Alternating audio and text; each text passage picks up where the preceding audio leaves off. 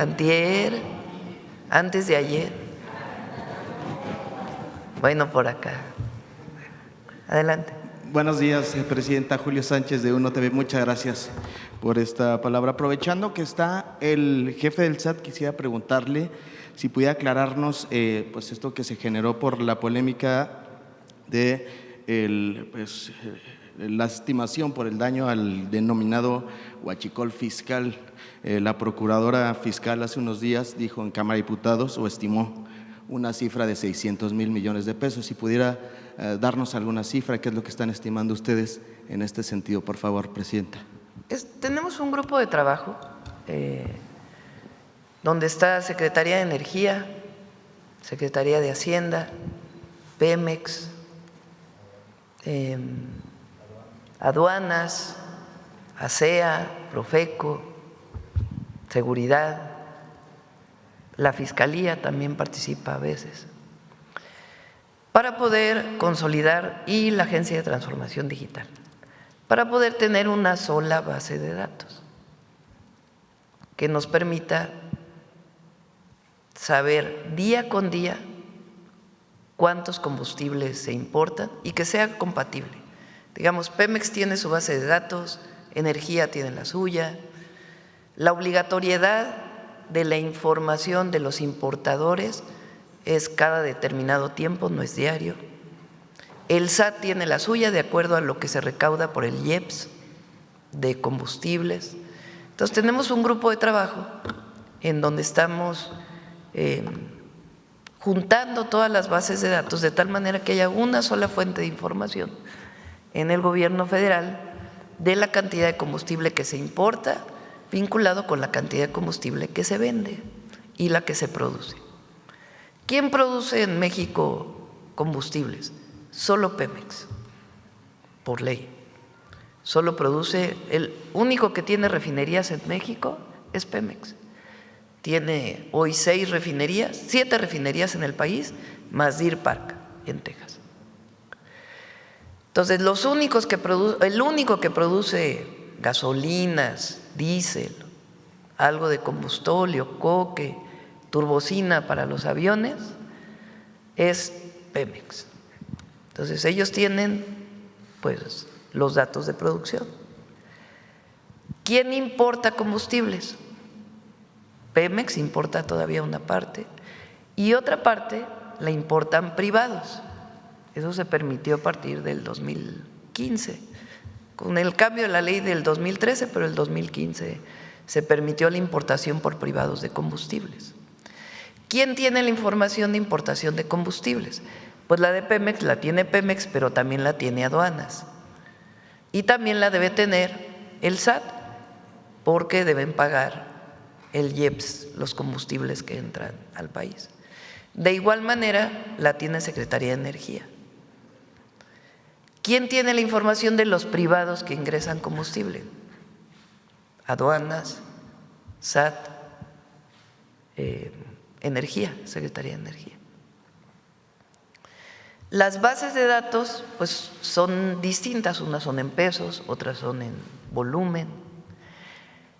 Lo que no había es esta trazabilidad de la que yo les he hablado. ¿Qué quiere decir trazabilidad? Que sepamos de lo que se importó, de la gota de gasolina, el litro de gasolina que se importó ayer, en dónde se está vendiendo, quién la transportó, dónde se almacenó, de ese almacén a qué gasolinera fue.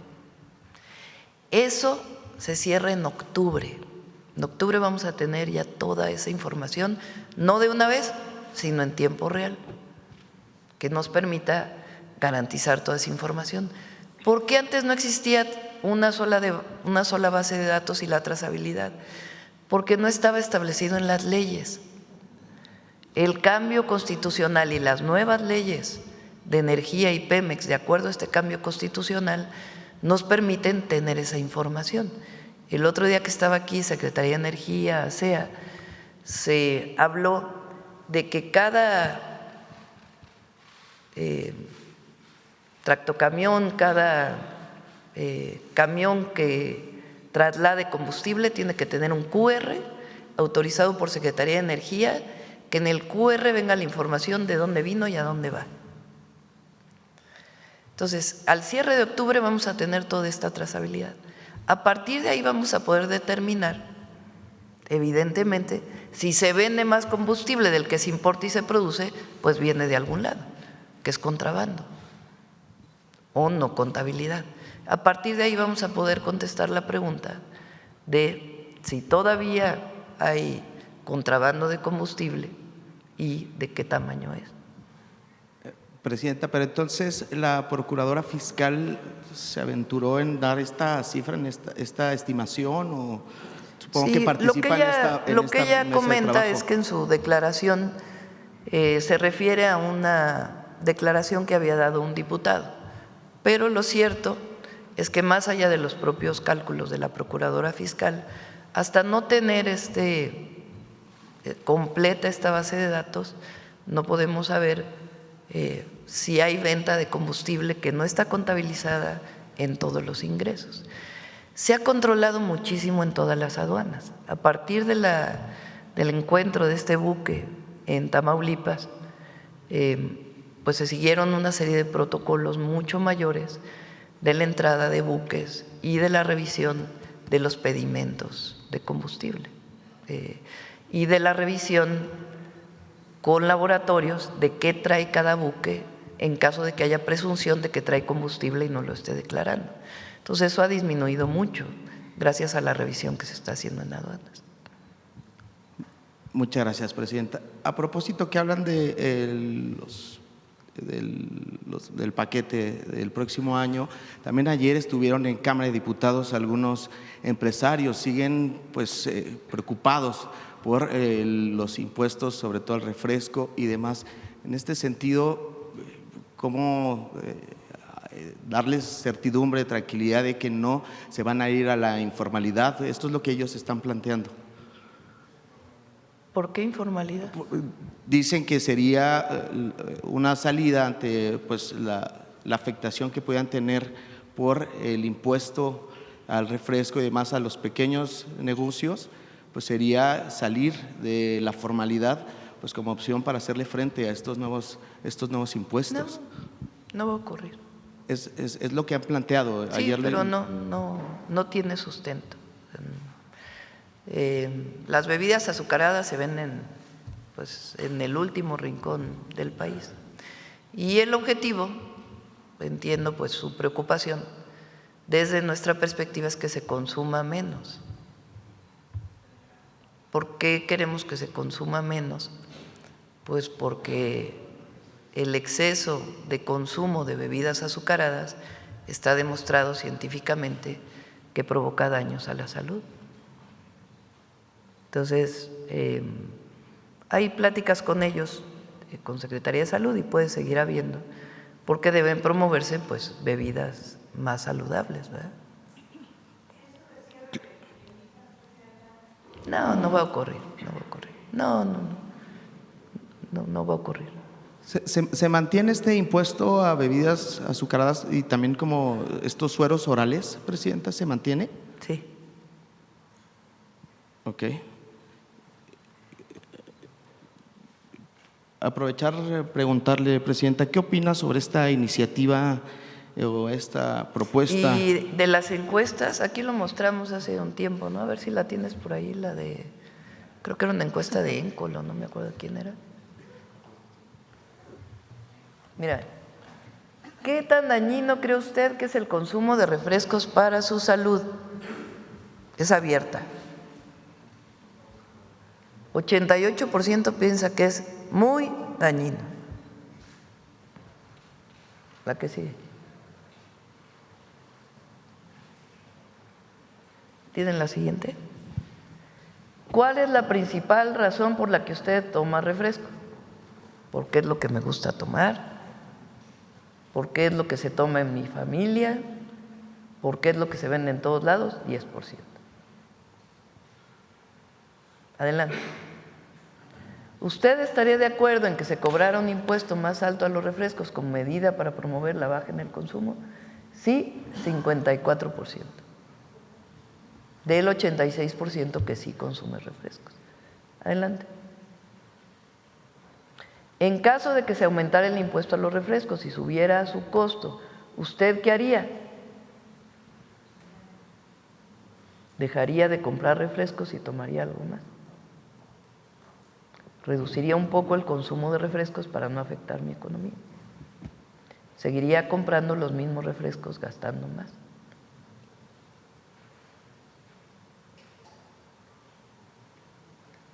Una lata, ¿cuánto más puede costar, Carlos? $1. Entonces, si se toma una diaria, por decir algo, entonces son 30 pesos al mes. Si ya no se toma esa diaria, pues entonces en vez de tomar una diaria, se tomaría 4 veces a la semana. Tampoco es tanto, ¿verdad? Y lo que si se llega a recaudar, se va directo a la atención a diabetes e hipertensión.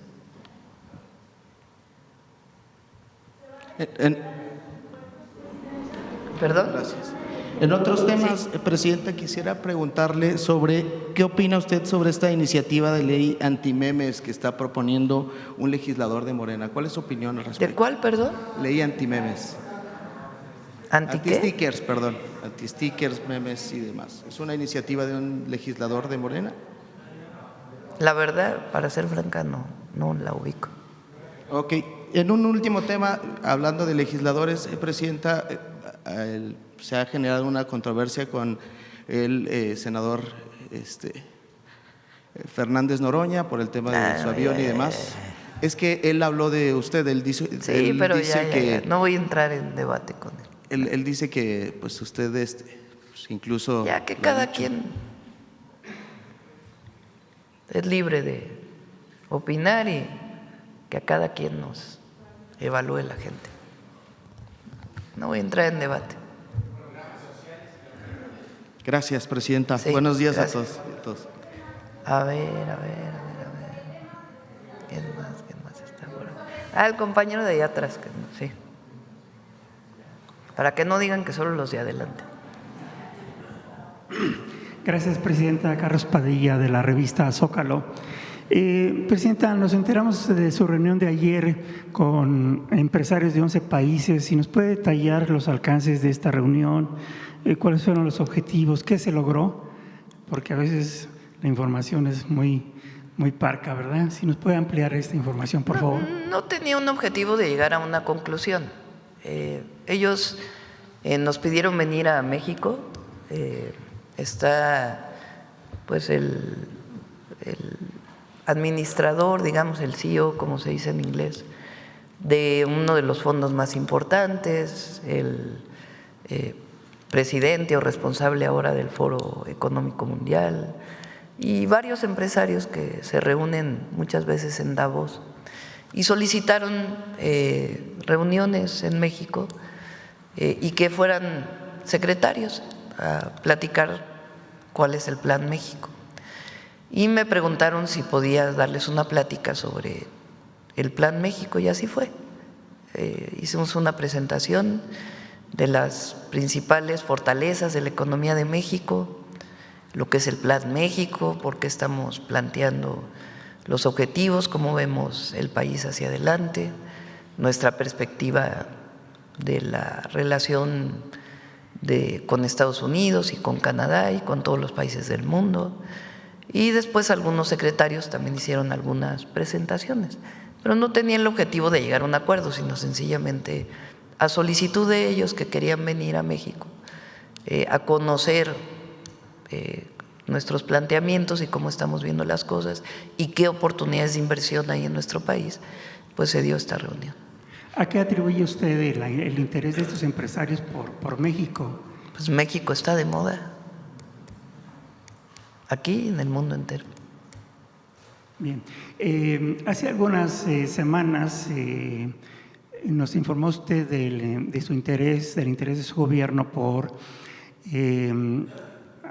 realizar alguna reforma, incluso constitucional, para terminar o acotar las elevadísimas pensiones que reciben algunas personas pensionadas de la Comisión Federal de Electricidad y de Pemex. ¿Cómo va eso? Ya la vamos a presentar pronto. Se está revisando todos los, pues todas las cuestiones legales relacionadas con lo laboral, pero ya está prácticamente la propuesta, la están revisando todos los secretarios que tienen que ver con este tema y sí la vamos a presentar. Esta situación en donde hay personas que están recibiendo del erario público una pensión de 1 millón de pesos mensuales o 400,000 pesos mensuales, pues no puede ser. Son más que son de Luz y Fuerza del Centro, o lo que fue Luz y Fuerza del Centro, Pemex y algunas otras instancias de gobierno descentralizados, banca de desarrollo, en fin. O sea, no pueden recibir tanto de pensiones, es un absurdo. Entonces, por ley no se puede, precisamente por lo que platicábamos hace un tiempo, de que no puede haber, no se puede hacer una ley que afecte a tiempo atrás. Tiene que haber una reforma constitucional que lo establezca. Y por eso estamos planteando la reforma. ¿Nos podría adelantar algunos detalles? Porque cada mes estas personas se están robando a la nación, Presidenta. Sí, ya yo creo que de esta semana, hacia finales de octubre, la presentaría. Bien, gracias. Bien. A ver, ¿quién más? A ver, el compañero para que nos diga. Gracias, Presidenta. Primero, qué bueno que ya le informaron acerca de la declaración de la fiscal, sí, de la procuradora fiscal. No se había mentido sobre el tema. La procuradora dice que fueron reportados. No es estimación, no menciona al diputado, dice fueron reportados. Supongo que es la Secretaría de Hacienda quien los reporta, o las aduanas. A ver, ella lo que me comentó ayer que hablé con ella, que vi el video que se subió, me dijo que se refería a lo que había declarado el diputado. No hay un dato de Secretaría de Hacienda oficial de cuánto recurso significa el contrabando de combustible. No existe a la fecha. ¿Por qué no existe? Precisamente porque tenemos que cuadrar toda la información. Entonces, hasta que no esté cuadrada toda la información, pues no podríamos decir en estas fechas se estima que hubo tanto y a la fecha cuánto se estima que hay. Ella habló acerca de 16,000 millones querellados, es decir, que ya estaban denunciados y se estaba buscando. Eso sí. ¿Nos podría ampliar esa información? Sí, ¿lo tienen ustedes de lo que está en denuncia penal sobre contrabando de combustible?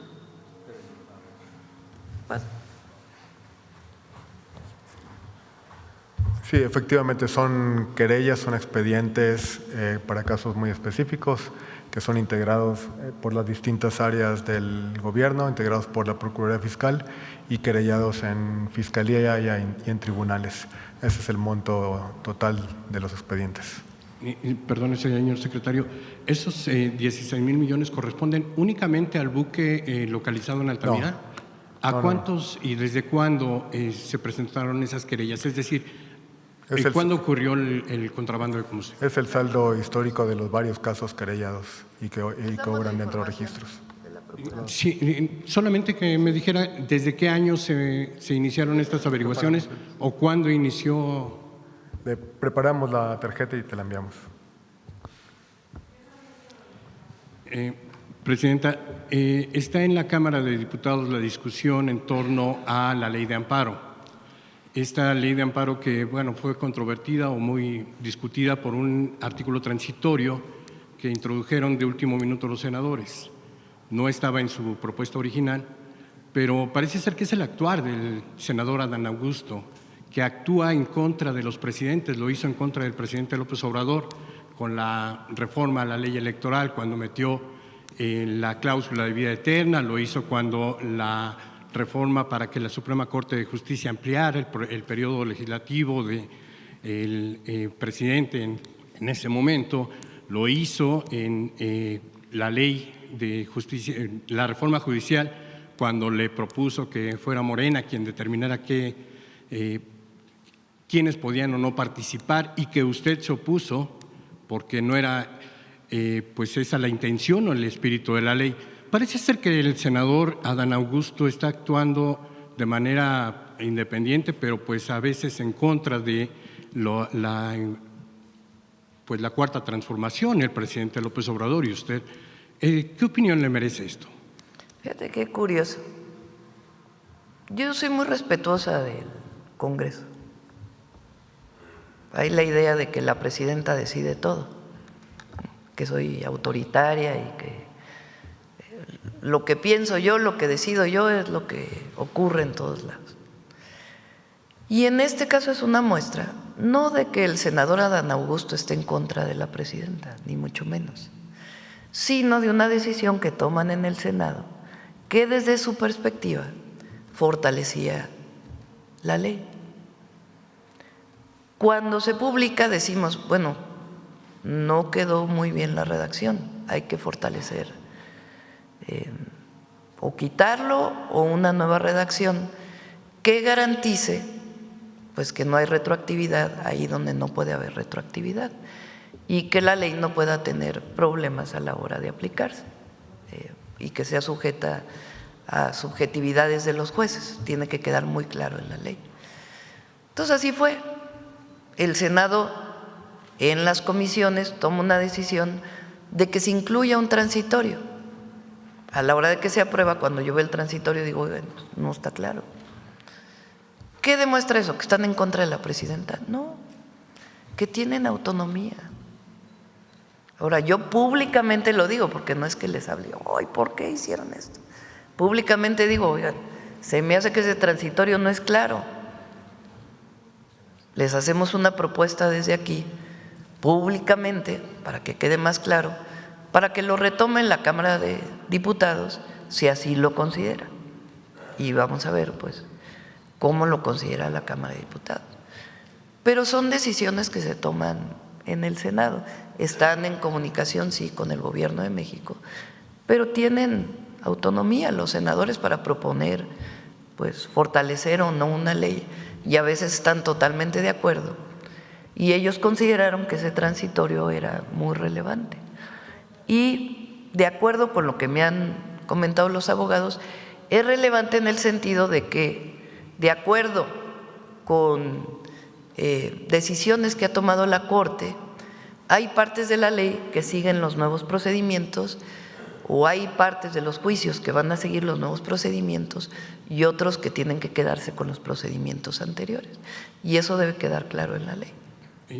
La pregunta, Presidenta, no es si usted los gobierna o los manda. Entiendo la división de poderes en el Estado mexicano, pero entiendo también que la Presidencia de la República, al menos en esta última fase de la historia moderna, es la conducción del país, la conducción hacia un proyecto que ustedes impulsan. Ese proyecto ha sido criticado severamente por medidas que se consideran autoritarias. Esas medidas autoritarias ni siquiera vienen dictadas en esta iniciativa. A ver, ¿cuáles medidas autoritarias? Por ejemplo, esta medida de hacer retroactiva la ley para tratar de sancionar a ciertos empresarios. Esto no es el espíritu de lo que ustedes dicen representar. Pero si tú hablas con los senadores y la propuesta que hizo aquí el ministro Saldívar, el sentido que tenía este transitorio, dicho por los propios senadores, es que hay una parte, de acuerdo con jurisprudencias de la propia Corte y la Corte, digamos, los ministros de la Corte de antes, que establecen que en ciertos procedimientos ya se siguen las nuevas leyes, la nueva ley, y en otros deben seguir las anteriores. Entonces, ese era el objetivo del transitorio, no castigar a un empresario o ser autoritario. Lo que pasa es que la redacción, desde nuestro punto de vista, no es clara. y debe quedar completamente claro para que no haya subjetividades.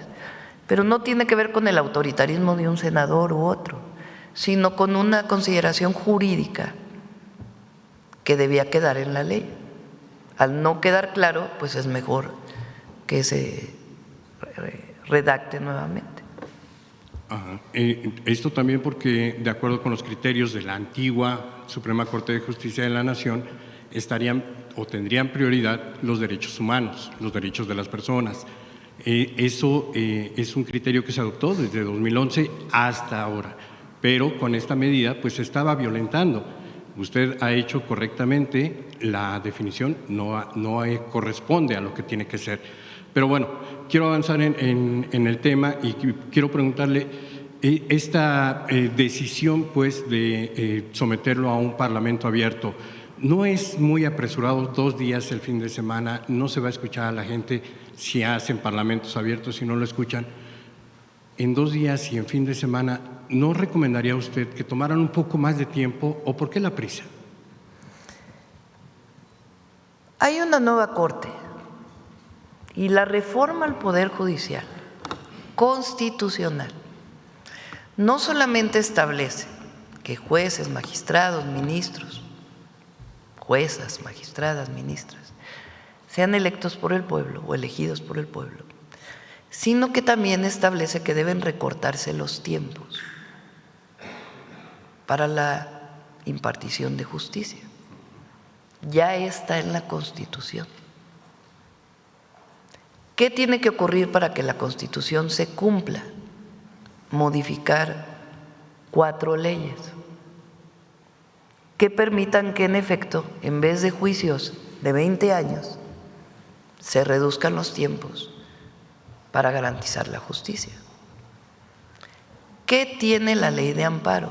¿Qué cambia en la ley de amparo que se está proponiendo? 1, reducir los tiempos. ¿Qué sigue garantizando? Porque no concuerdo contigo en que no se garantizan los derechos humanos con esta ley. Se garantiza el amparo, que es una de las figuras más importantes de nuestra Constitución y nuestra ley desde el 57. Se garantiza el amparo. ¿Qué es el amparo? La protección del ciudadano frente a un acto de autoridad. Si una autoridad acusa a un ciudadano de algo, la Fiscalía acusa a alguien de cometer un delito, la persona tiene derecho a ampararse y poder conseguir una suspensión. Y que la suspensión, si es a favor de quien está solicitando el amparo, le permita no ser detenido, por ejemplo, o no llevarse a cabo el acto de autoridad hasta que no se cumpla de fondo. Después viene una siguiente suspensión y después ya va el juicio de amparo.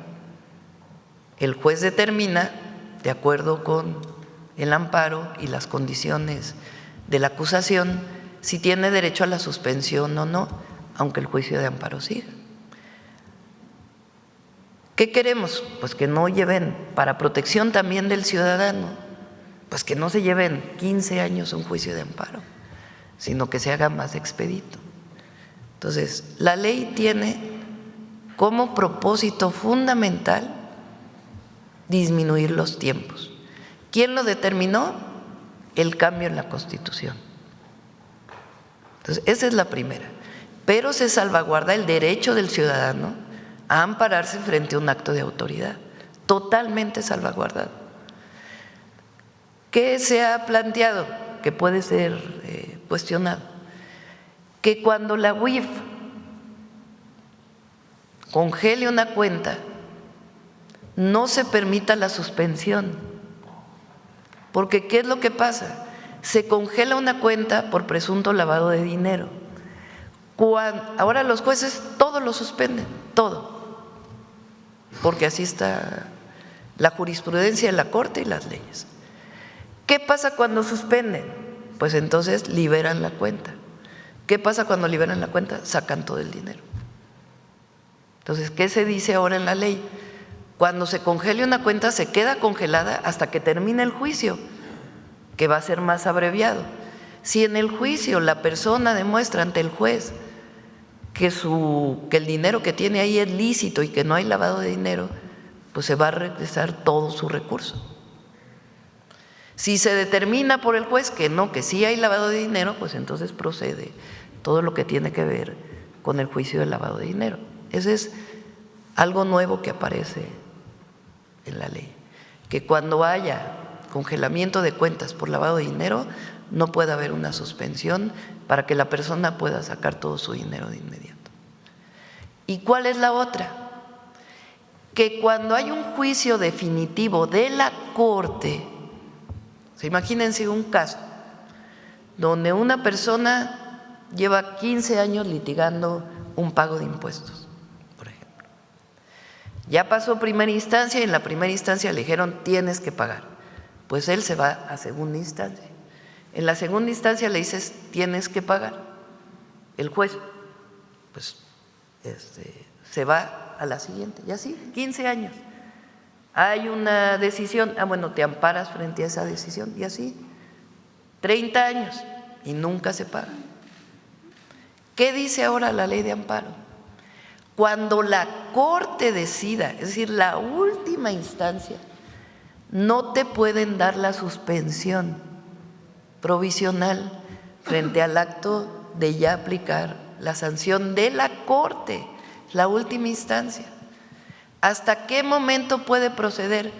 Hasta el último momento, cuando se pueden cobrar a partir de las garantías lo que le debes al fisco, y ahí de todas maneras tienes que depositar lo que le debes al fisco en una cuenta. Eso es todo lo que dice la ley de amparo. Realmente, digamos, de fondo. Pero el amparo queda resguardado totalmente. Ese es esencialmente. Entonces, los tiempos, los que dice la Constitución. Y eso pues hizo cambiar muchísimas leyes para que sea más rápida la impartición de justicia. Entonces, quien diga que el gobierno le está quitando el derecho al ciudadano de ampararse es falso. Quien diga que le está quitando el derecho de la suspensión provisional es falso, absolutamente falso. Son esas tres medidas principales que están en la ley de amparo. Presidenta, finalmente preguntarle, vemos una recaudación récord en aduanas. ¿Por qué o de dónde surge esa recaudación? ¿Qué fue lo que mejoraron o qué fue lo que descubrieron? Y sobre todo, bueno, pues ahora si logran esta recaudación a través del combustible que se trafica ilegalmente por aduanas, pues ¿cuánto es lo que calculan van a alcanzar en este año o el próximo? Bueno, se establecieron más controles en las aduanas, tanto de Hacienda como de la propia Agencia de Transformación Digital, que hoy permite que toda la tecnología que está en aduanas opere mejor. Casos, por ejemplo, como los famosos semáforos que conocemos, de que si pasas aduana y está en verde pasas, y está en rojo, se aumentó el porcentaje de revisiones. Antes creo que era 8% y ahora es 15% o algo así. Eso pues ayuda en el caso de que haya una ilegalidad, pues se pueda atender.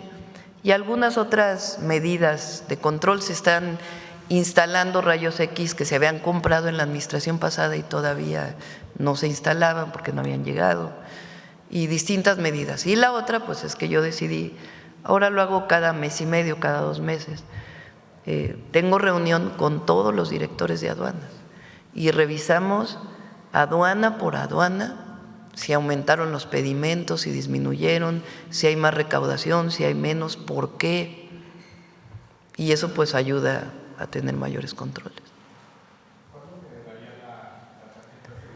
¿La tarjeta de hoy mismo? Hoy o mañana más tardar. Sí. Sobre el tema, a ver, la compañera, y luego tú casi no has preguntado. Buenos días, presidenta. Yaret Arcinega, de Revista Fortuna. Si nos permite una pregunta para el secretario. En el marco de la disciplina fiscal y de la sostenibilidad de finanzas públicas rumbo a 2026, ¿qué relevancia tiene la iniciativa para reducir la evasión a través de empresas factureras en el objetivo de mantener la relación deuda-PIB por debajo del 50%? Y también preguntarle si están considerando medidas adicionales de este tipo para seguir combatiendo la evasión fiscal y fortalecer la recaudación.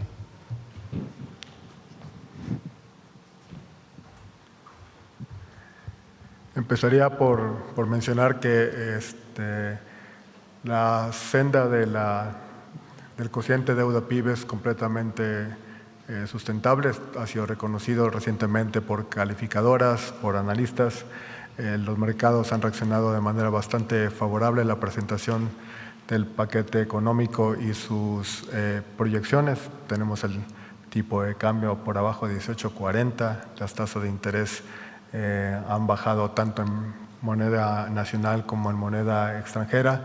Creo que todo eso denota una confianza en las proyecciones de corto y mediano plazo para el país. El Servicio de Administración Tributaria, la Subsecretaría de Ingresos, la Agencia Aduanal tienen todo un paquete de estrategias y de tácticas y de herramientas. La lucha contra la elusión y la evasión es una de ellas, un componente muy importante, como mencionaba el jefe del SAT, es justamente de que estos contribuyentes que eluden sus contribuciones en un entorno en donde el 99.99% de los contribuyentes cumplen, pensamos que no es aceptable, es algo que nos incomoda mucho en la Secretaría de Hacienda, estas tácticas para eludir, y junto con la ley aduanera, el Código Fiscal de la Federación, los controles y los mecanismos que mencionaba la presidenta, el trabajo muy cercano con la Agencia de Transformación Digital, que yo creo que se nos ha olvidado mencionarlo dentro de las herramientas que han contribuido a este mejor desempeño de los ingresos públicos. Justamente la propuesta que ponemos en el Código Fiscal de la Federación va en ese sentido, ¿no? De establecer un piso parejo para todos los contribuyentes y evitar que aquellos que no cumplen con sus obligaciones lo hagan de manera puntual, sino, como mencionaba el jefe del SAT y el subsecretario de Ingresos, está también el menú de sanciones correspondientes. Muchas gracias. En el ámbito aduanero, ¿cómo se está comportando la devolución de impuestos al comercio exterior? En su más reciente informe de finanzas públicas mencionaron una recaudación adicional estimada de 70,000 millones de pesos derivada de las 1,400 nuevas fracciones arancelarias contempladas en la Ley de Ingresos. ¿Podrían detallar cómo ha evolucionado la devolución de impuestos y qué efectos está teniendo la nueva clasificación de arancelaria sobre las exportaciones y las importaciones? Bueno, ahí son dos cosas, ¿no? El tema arancelario es para el 2026. Ahora se hicieron algunas acciones como a la entrada de las minimis, les llaman, que son estos pedidos que se hacen de ropa principalmente.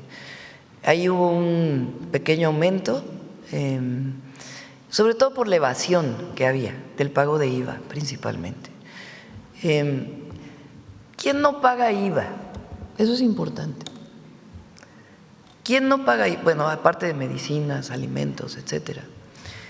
En la importación y exportación, ¿quién no paga? El producto que llega a México, temporalmente, se le incorpora valor agregado en México y se exporta. Por ejemplo,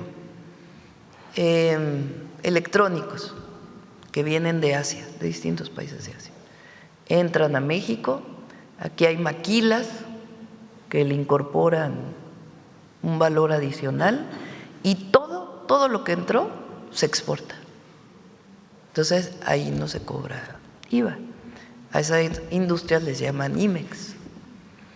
¿Qué es lo que estaba pasando? que mucho de lo que entraba, que decía que iba para exportación, no se exportaba. Sobre todo el producto terminado, unos zapatos. Si importas unos zapatos de Asia y vienen completos, no necesitas ponerle ni las agujetas, pues ni modo que se exporten completos, ¿verdad? Porque si no nada más estaría triangulando la mercancía. Entonces, se quitó esa facilidad de la importación temporal a muchos de los productos terminados, como los zapatos, por ejemplo, o una parte de lo textil. A otras, por ejemplo, que viene tela de otros lados y se incorpora a los vehículos que van de exportación, pues ese sí puede tener. Ahora nosotros queremos que esa tela se fabrique en México, una buena parte. Entonces están haciendo algunas adecuaciones a las importaciones. Pero los 70,000 millones de pesos estaban calculados para estos aranceles que estamos sugiriendo se pongan para todos los países con los que no tenemos tratado comercial. Dado que, en particular, China, pero no solo, planteó que no está de acuerdo y que sería bueno tener una mesa de trabajo, estamos teniendo esas mesas con distintos países para ver si adecuamos esto que presentamos al Congreso para su aprobación durante este año. Del ingreso adicional por cierre de importación temporal, habíamos calculado que eran como 10,000 millones, ¿verdad? ¿Sí, Tony, más o menos? ¿O cuánto era?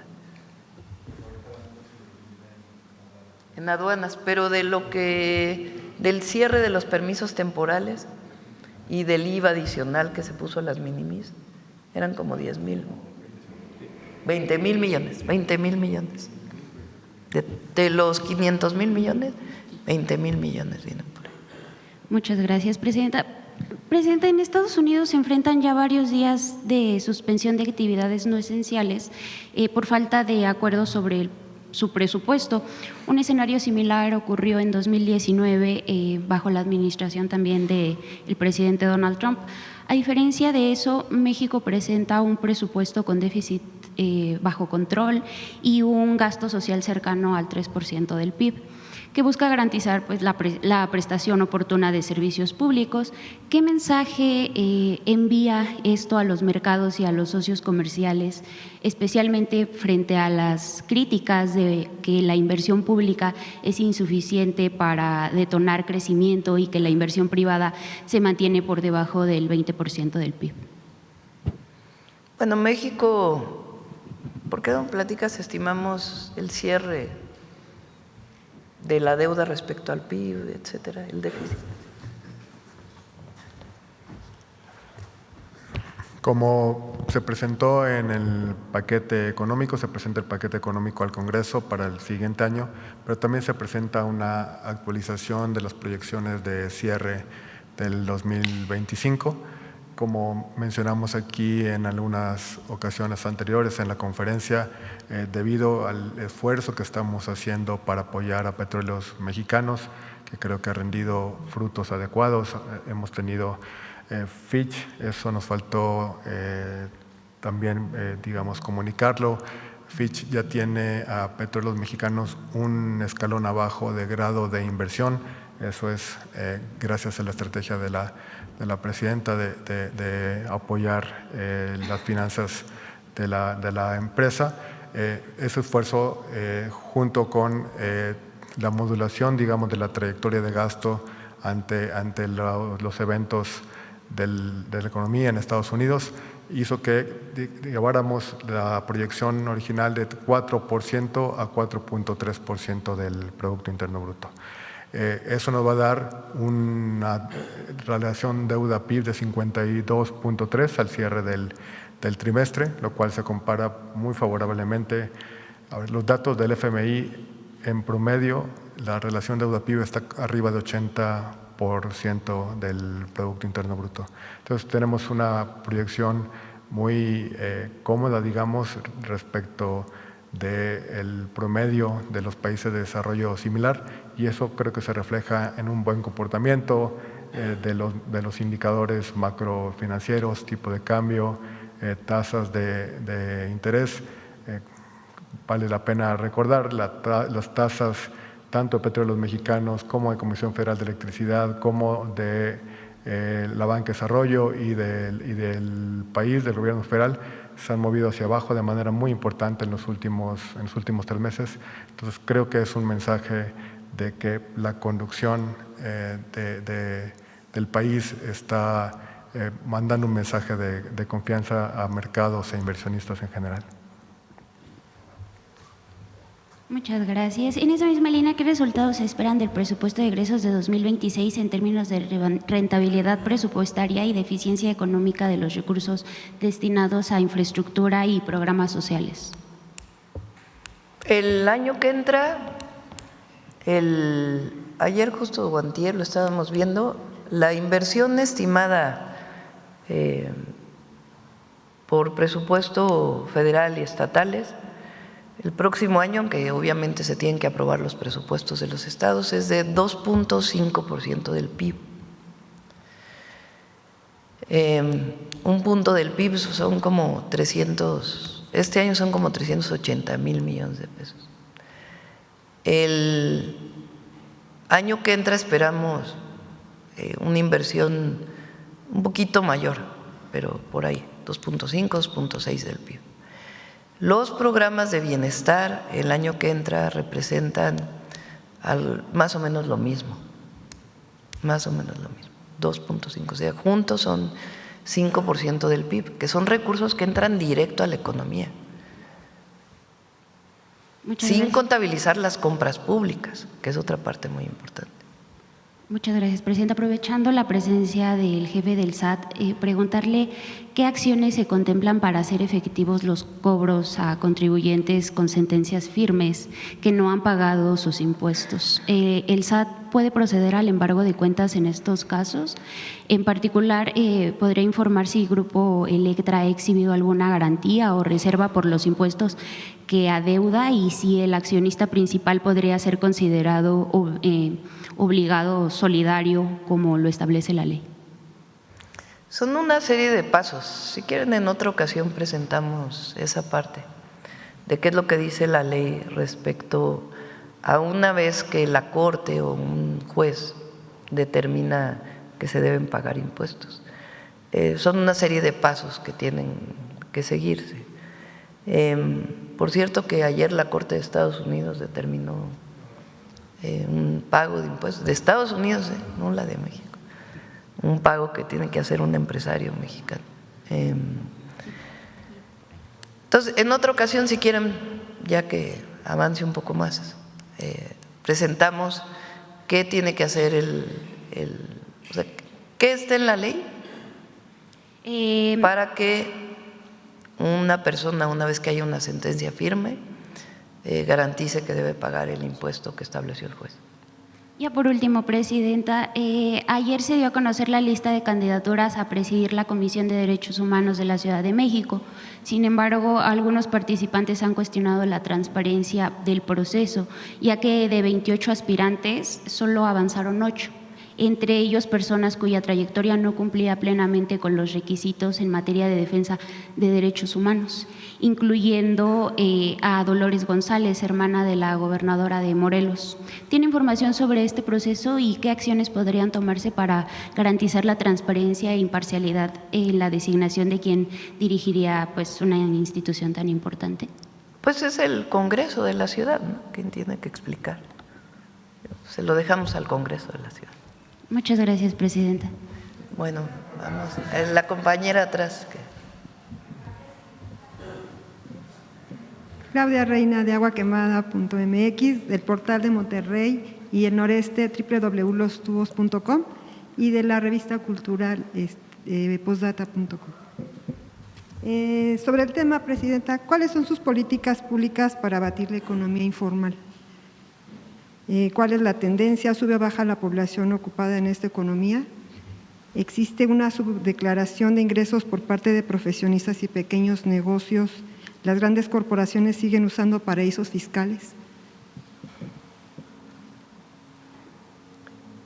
Vamos a presentar una propuesta de mayor digitalización de los pagos en el país. en general de la economía. Eso, por ejemplo, Brasil lo tiene India y ha sido muy favorable para sus economías. Entonces, lo está trabajando Secretaría de Hacienda y lo vamos a presentar muy pronto, de avanzar en los pagos digitales, que se utilice menos el efectivo. Eso no solo ayuda en seguridad, sino que da mucha facilidad a las personas. Eso ayuda también pues a fortalecer la economía, lo que se llama la economía formal. Ahora hay que decir que las personas cuando compran pues pagan IVA, ¿no? Eso, pues eso son todas las personas, ¿verdad?, que compran cualquier bien. Pero la digitalización nos va a ayudar mucho y ya vamos a presentar una propuesta sobre ello. ¿Por qué no explicas con más detalle el tema de las factureras, Tony? Porque es muy importante.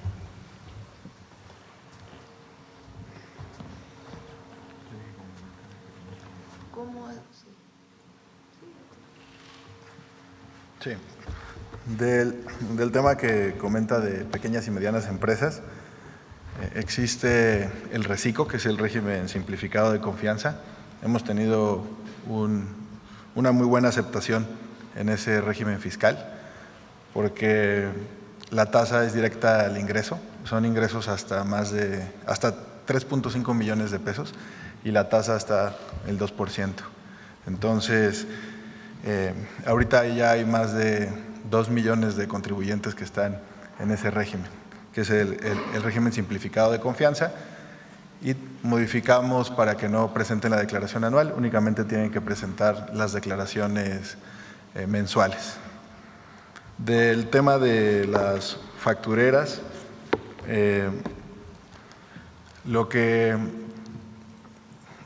¿por qué existen las factureras?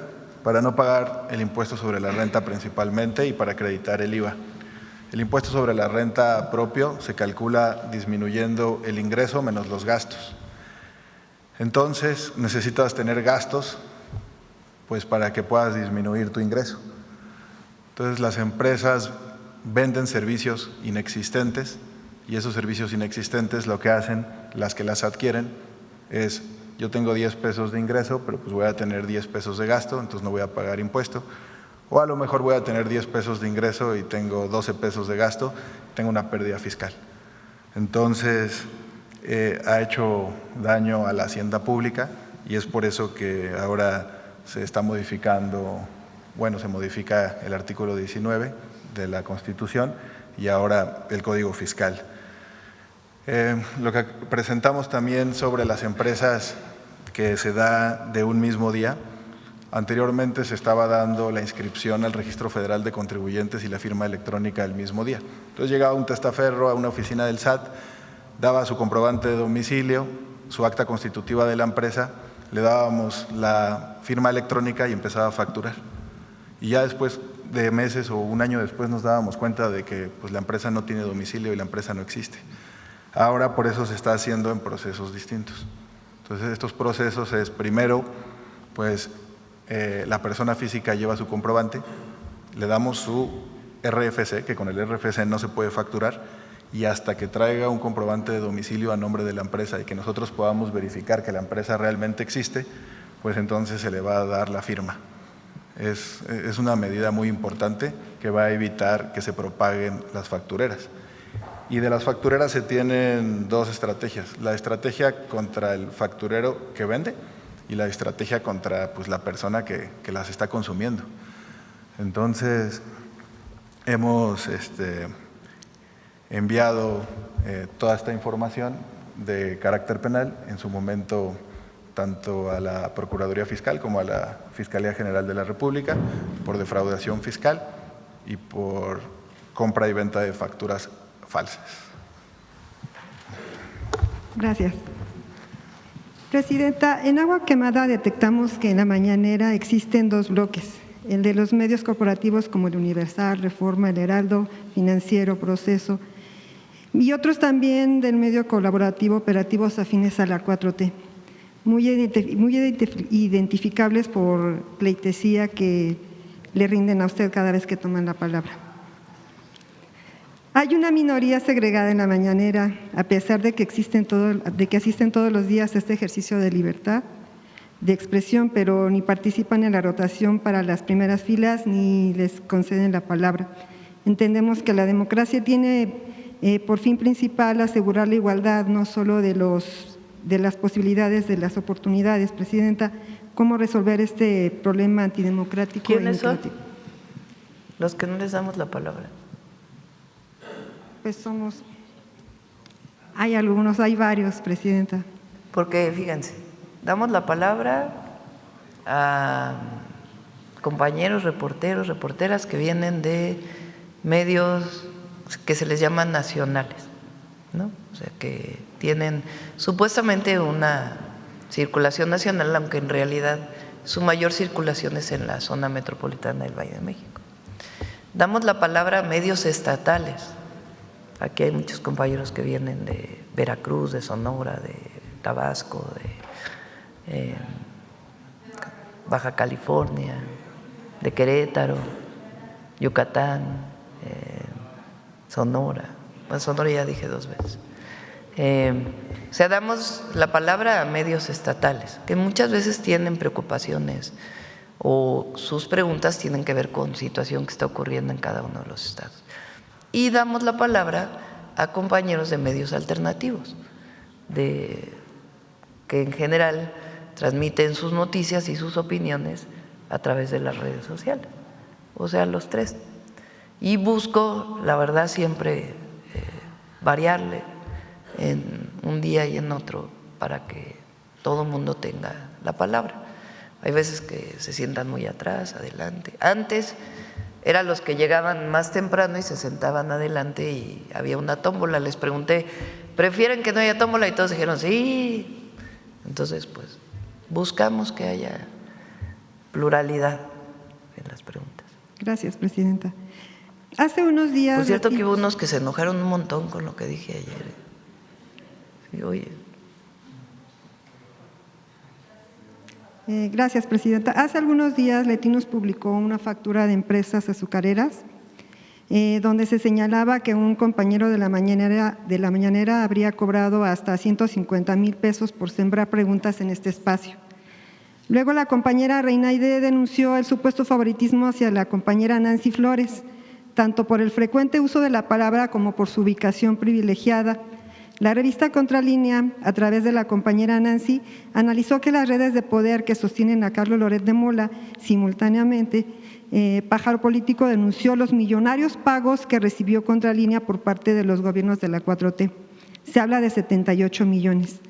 También exhibieron los miles de pesos que obtiene Nancy Flores por sus participaciones en los medios públicos.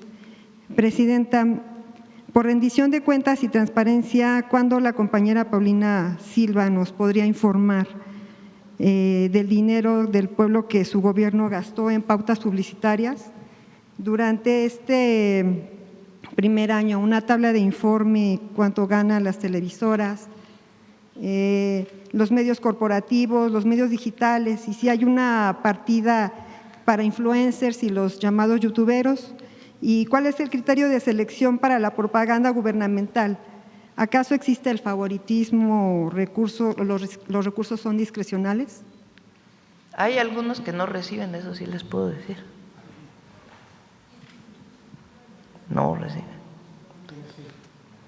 Pero sí puede haber transparencia. Ahora, Nancy es una muy buena compañera periodista y viene y se le da la palabra como se le da a otro.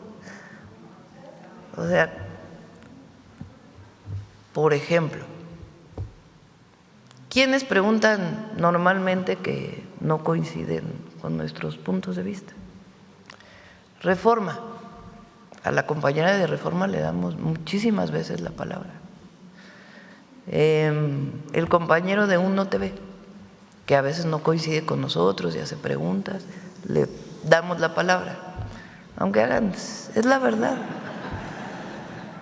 Y es muy buen reportero y le damos la palabra.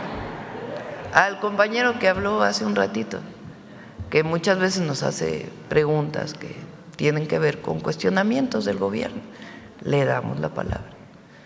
A Nancy le damos la palabra, a la compañera de la revista Fortuna que siempre hace preguntas relacionadas con temas financieros principalmente, le damos la palabra. Al compañero de Sonora que anda por ahí, le damos la palabra. A la compañera de Sonora y otros medios le damos la palabra. A Reina, que se ha vuelto muy famosa en la mañanera, también le damos la palabra. A los compañeros que tienen medios alternativos, le damos la palabra. A los medios públicos, le damos la palabra. O sea, díganme, ¿a quién no le hemos dado la palabra? Pues Aquí, bueno, a ti sí te hemos dado la palabra, hoy no, pero sí te hemos dado la palabra. O sea, ¿quién que haya venido a la mañanera no se le ha permitido hablar? A nadie. Todos tienen derecho a preguntar, a nadie se le corta que tome media hora, que tome 10 minutos, que tome 5, que tome 3. A nadie se le dice, oye, ya compañero, ya llevas mucho tiempo hablando. Entonces sí, hay transparencia, pero también tienen que reconocer que a todos se les da la palabra. Quien pregunta, quien solicita, proceso, que muchas veces pregunta temas sobre el gobierno que no está de acuerdo con nosotros, o temas que pudieran generar preguntas que no se ven normalmente aquí en la mañanera, se le da la palabra. A todas y todos se les da la palabra y a todas y a todos se les contesta. Si hay un tema que por alguna razón queda pendiente, lo anotamos y se trae a la mañanera. Si hay un dato que no tenemos en el momento, pues se informa, sea a todos o en particular al reportero o a la reportera.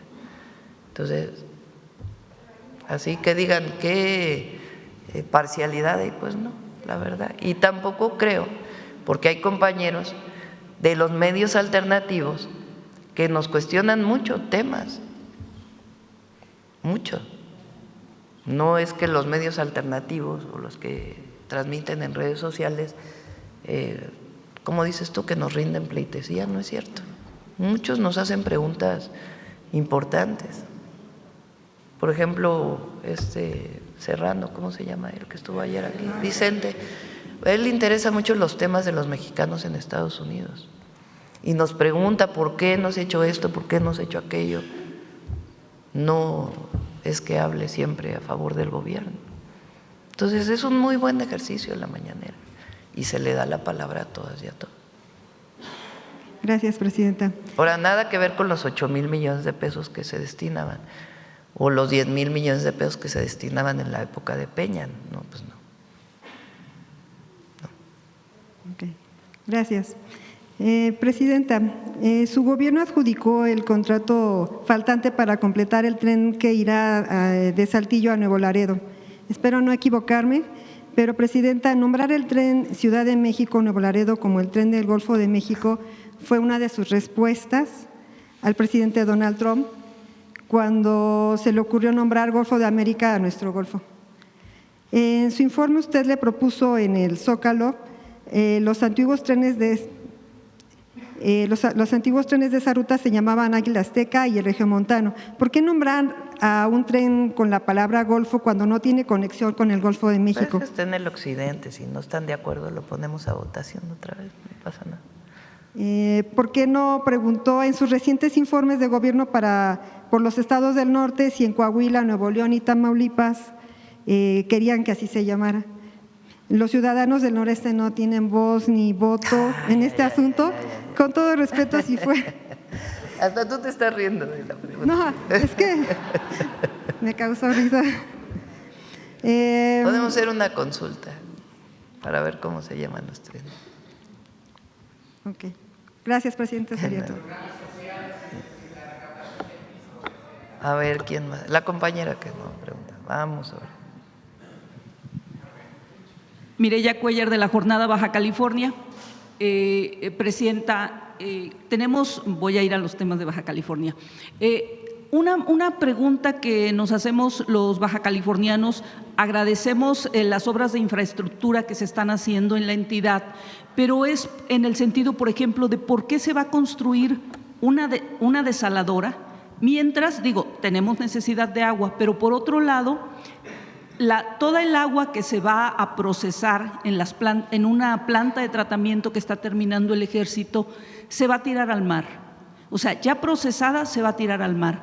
Algunos especialistas del Colegio de la Frontera Norte dicen que es mucho más barato esa agua que ya está procesada, reusarla, o sea, generar la infraestructura, en lugar de construir una planta desaladora por el impacto ecológico que tiene, y sabemos, bueno, que en Estados Unidos, por ejemplo, o California, no se pueden construir plantas desaladoras, y que además, por ejemplo, sería también más barato revisar toda la infraestructura de distribución de agua en la ciudad de Tijuana, porque más o menos un 30% del agua que llega, que sabemos que cuesta mucho porque viene del río Colorado, se tiene que poner en este acueducto desde Mexicali hasta Tijuana, atravesar la Rumorosa, y sin embargo esta agua después, cuando se distribuye en la ciudad, se pierde porque el sistema de distribución es muy deficiente. Algunos especialistas consideran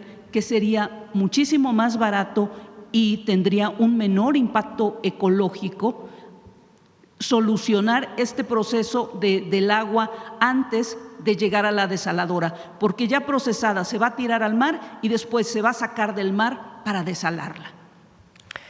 No existe una norma de salud pública ni ambiental en México que permita que el agua negra se transforme en agua potable. Es algo que en todo caso se tiene que discutir y los expertos tienen que definir bajo qué condiciones habría una norma de este tipo. En algunos países del mundo, particularmente en África, existe esta posibilidad de que el agua de drenaje se limpie, después se potabilice y regrese de nuevo. En México no existe esta norma. La única norma que existe es que el agua tratada pueda vertirse a un lago, por ejemplo, a una laguna, que permanezca allí durante algún tiempo y además con ciertos porcentajes y después potabilizarse. Esas es hasta ahora las normas. Tendría que haber una norma para poder determinar que el agua de desecho de Tijuana pudiera utilizarse de nuevo como agua potable y tendría que garantizarse evidentemente la calidad. Entonces, hoy por hoy no se podría. Tiene Secretaría de Medio Ambiente con Secretaría de Salud que trabajar una norma de este tipo. En Querétaro, uno de los proyectos era precisamente esto. Hay áreas en nuestro país donde sí se puede, por ejemplo, la presa Madín en el Valle de México, que recibe agua pluvial, muchísima agua pluvial y algo de agua de desecho, se estabiliza y a partir de ahí en cierta época del año puede potabilizarse para entrar nuevamente a las redes de agua potable. Entonces, eso es lo primero. Lo segundo, hay un estudio muy detallado de que en efecto, aun cuando se mejorara la situación de fugas en Tijuana y Rosarito, de todas maneras hace falta más agua por el crecimiento de la población. Tijuana hoy es creo que es si no es el municipio con mayor número de habitantes, son 3 los de mayor número de habitantes. Iztapalapa en la Ciudad de México, que es alcaldía, Ecatepec en el Estado de México y Tijuana, son los 3 municipios con más habitantes en el país. Tijuana por lo menos tiene los habitantes de 18 y más años, o sea, tiene más habitantes de 18 y más años. Tijuana es el municipio donde más votantes hay de todo el país. Entonces ha crecido mucho Tijuana y toda su zona metropolitana y requiere en el estimado, además de mayor crecimiento de este municipio, que se requiere más agua. Entonces el estudio de la desaladora y las condiciones en que tiene que darse por su impacto ambiental que pudiera ocasionar, se están revisando por la Secretaría de Medio Ambiente y se considera que es una opción viable, porque de todas maneras se requiere más agua. Hay otra desaladora que está en Los Cabos, en Baja California Sur, que se está construyendo, pues por necesidad de este municipio que también está creciendo de manera muy importante. Y, Presidenta, con otro tema que también tiene un poco que ver con el tema del agua, el Distrito de Riego 014 del Valle de Mexicali y Río Colorado es el único del país que, bueno, no firmó el Plan Hídrico Nacional. Ha habido ahí un proceso para consensar y convencer a los productores, pero bueno, en Baja California y particularmente en este distrito hay un problema con la venta de agua. Hay un banco de agua que entiendo que tiene cierto respaldo jurídico, ¿no?, que es el que controla, y ahora, bueno, el agua se le vende al municipio de Tijuana, por ejemplo. Tijuana cada cuando empieza el otoño, ahorita a partir del 1 de octubre ya agotó la cantidad de agua a la que tiene derecho por los acuerdos del Río Colorado, y tiene que comprar el agua al distrito de riego. La compra Tijuana, la compra Rosarito, Tecate, todos los municipios de la zona costa que no tienen otra fuente de abastecimiento. ¿Qué va a pasar aquí en el distrito, con este distrito? ¿Hay algún avance en la negociación? Eso tiene que ver, bueno, primero se sigue trabajando con ellos en la idea de tecnificar el distrito y que el agua que no se utilice, que tiene concesionado el distrito de riego, se regrese a la Conagua o al Banco de Agua Nacional. A partir del cambio a la ley ya no se van a poder transmitir estos derechos, ya no va a poder haber esta venta. Esa es una de las propuestas que enviamos con las modificaciones a la Ley de Aguas Nacionales. Presidenta, o sea, tiene que regresarse a la Conagua. El agua que no se use ya no se va a poder vender, comercializar directamente, sino que tiene que regresarse a la Conagua, para que en todo caso se le concesione durante una época del año, pues directamente a los municipios. Presidenta, hay una preocupación también de algunos productores, y legítima, que dicen que el negocio del agua, que es ahora de un sector de productores, podría convertirse en un negocio de la Comisión Nacional del Agua o de algunos funcionarios, no una cuestión institucional.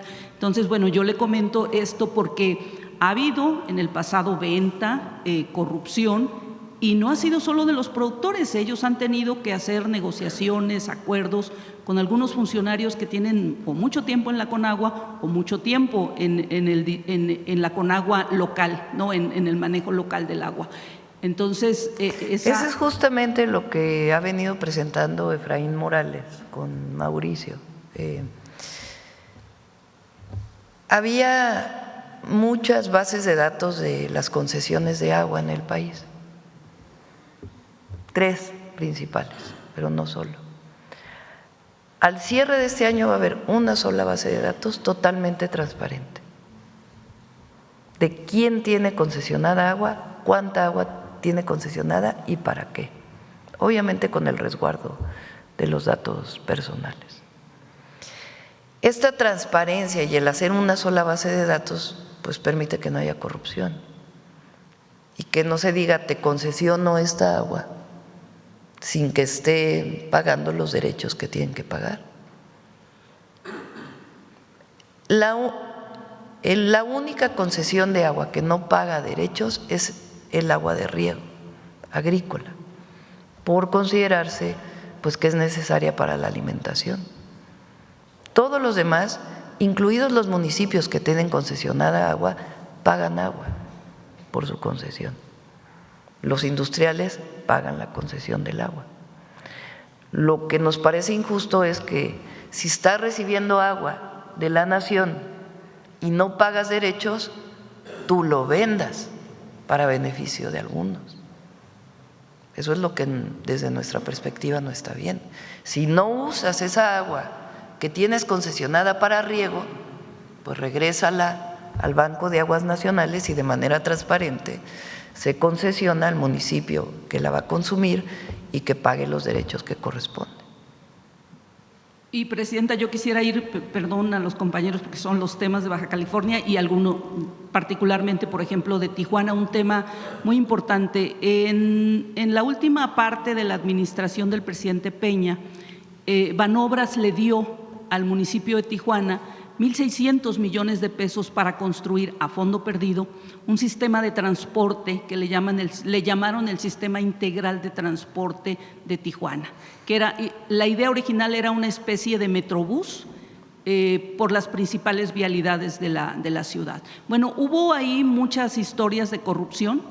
Finalmente, el municipio no canceló este proyecto, aunque están ahí vandalizadas estaciones que costaron millones de pesos, puentes, ¿no?, que no se usan para nada, porque el proyecto fue un fracaso.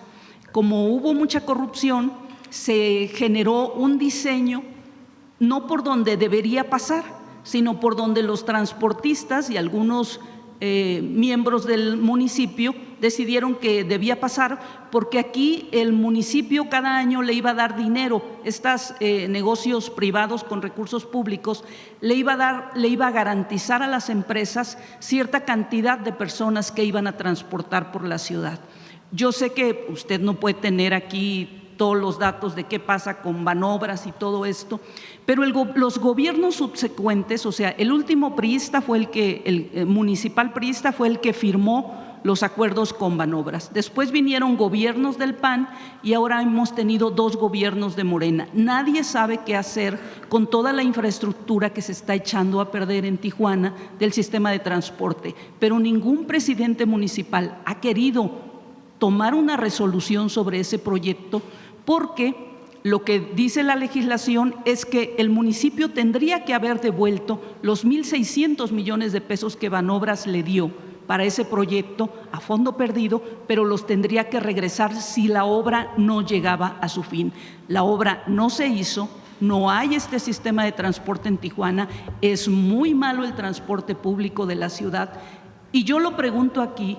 Y me gustaría mucho, yo no vengo siempre, no, pero sí me gustaría mucho que en algún momento Banobras nos pudiera explicar cómo es que esto ha sido posible, y no porque yo quiera que Tijuana le devuelva a Banobras el dinero, pero son recursos públicos, sí, son 1.600 millones de pesos y toda la infraestructura está ahí vandalizada, echándose a perder. En algún momento yo he estado preguntando qué van a hacer con este sistema de transporte a medias que se construyó en Tijuana, y no hay una respuesta, y por eso la estoy planteando aquí. Sí, pedimos a Banobras que transparente el tema y que podamos dar una solución. Con gusto. Muy bien. 9:23, ¿quién más? Yo creo que ya, ¿no? Ya dimos. Cerramos por hoy. Mujeres en la historia. Vamos, Noemi.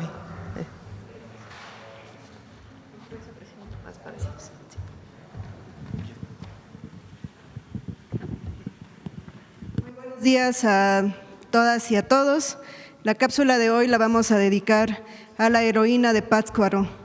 Esta es el monumento que se ubica en la plaza de Pátzcuaro. ¿Saben de quién hablamos? Gertrudis. Una de las que salieron en el grito. Exactamente.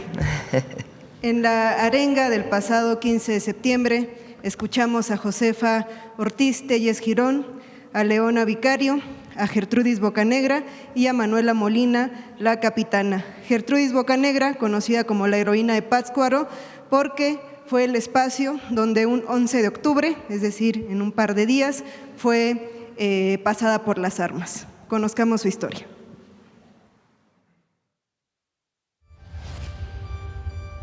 María Gertrudis Bocanegra Mendoza nació el 11 de abril de 1765 en Pátzcuaro, Michoacán. Su padre, Pedro Javier Bocanegra, era un comerciante español, y su madre, María Feliciana Mendoza, una mestiza descendiente de un cacique indígena. Su familia ocupaba una posición media en la sociedad colonial, por lo que Gertrudis tuvo acceso a una educación elemental. A los 19 años, y a pesar de la oposición de su padre, contrajo matrimonio con Pedro Advíncula de la Vega y Lazo, un miliciano mulato. En 1810, cuando estalló la Guerra de Independencia, la familia de Gertrudis apoyó de inmediato la causa insurgente. Una de sus hijas se casó con un coronel insurgente y Gertrudis convenció a su esposo y a uno de sus hijos, de 17 años, de sumarse a las fuerzas rebeldes de Michoacán. Sin embargo, ambos morirían en la batalla de Puente de Calderón, en la que Miguel Hidalgo fue derrotado el 17 de enero de 1811. A pesar de la gran pérdida familiar, Gertrudis continuó apoyando la lucha por la independencia junto con sus hijas. Durante un tiempo colaboró entre Pátzcuaro y Tacámbaro como espía, mensajera y reclutadora de tropas. Más adelante se asentó en Pátzcuaro y desde allí mantuvo su apoyo a la insurgencia por años a través de la recolección de dinero y armas, la recopilación de información y haciendo labor de convencimiento a favor de la causa. En 1817, Gertrudis se involucró en una red de conspiradores que tenían el objetivo de apoderarse de Pátzcuaro y fortalecer la campaña que el guerrillero español Javier Mina pretendía lanzar sobre el Bajío. Los involucrados en el proyecto intentaron convencer a soldados realistas de cambiar de bando y sustraer armas de los almacenes del gobierno. Gertrudis fue detenida en una de esas acciones y sometida a interrogatorio. A pesar de la presión y las amenazas, se negó a delatar a sus cómplices. Fue sentenciada a muerte por apoyar a la independencia, sedición y conspirar contra la autoridad del rey. El 11 de octubre de 1817, a los 52 años de edad, Gertrudis Bocanegra fue fusilada al pie de un fresno en el centro de Pátzcuaro. De acuerdo con algunos testimonios, antes de morir pronunció un discurso en el que alentaba a continuar la lucha por la independencia y a rebelarse contra las injusticias del régimen colonial. En 1823, el Congreso Constituyente reconoció el papel trascendental de Gertrudis Bocanegra y de sus hijas en la lucha por la independencia, otorgándoles una pensión, decisión que fue ratificada por el gobierno de Guadalupe Victoria. Gertrudis, la heroína de Pátzcuaro, así como muchas otras mujeres que se sumaron a la causa insurgente, no alcanzó a ver a su nación libre. Sin embargo, todas sus acciones fueron fundamentales para el posterior triunfo de la independencia de México. Es muy importante mencionar, por ejemplo, en el caso de estas mujeres, 4 mujeres que se arengaron el pasado 15 de septiembre, Josefa Ortiz y Leona Vicario, los castigos eran la retención de sus bienes o las reclusiones en conventos o en las llamadas casas de recogidas. Manuela Molina, la capitana, murió a causa de las heridas generadas en guerra, pero hubo mujeres como Gertrudis Bocanegra, Carmen Camacho, que fueron pasadas por las armas y además de todo fueron eventos públicos a manera de escarmiento para el resto de las mujeres. Es decir, también estamos hablando pues, de una violencia física, simbólica, donde le decía a las mujeres, este va a ser tu destino si sigues en la insurgencia. Recordemos que en el caso de Carmen Camacho además se le colgó este cartelón anunciando su delito, que según su juicio decía, por adicción a la insurgencia. Por adicta a la insurgencia, también era una manera pues, de mostrar el destino de las mujeres que se incorporaban a la condición de ser mujer. Recordemos que también las atraviesa otras condiciones, como ser indígenas, afrodescendientes, migrantes, y los destinos determinaban mucho pues, su condición social en ese momento. Y bueno, en el caso de mujeres como Gertrudis o de la propia Carmen Camacho, pues esta condición social no las libró de ser pasada por las armas, de castigos físicos en algunos casos, y bueno, muchas veces también en la historia en el olvido, pero eso es lo que estamos reivindicando cada jueves. Muchas gracias. Gracias, buen día.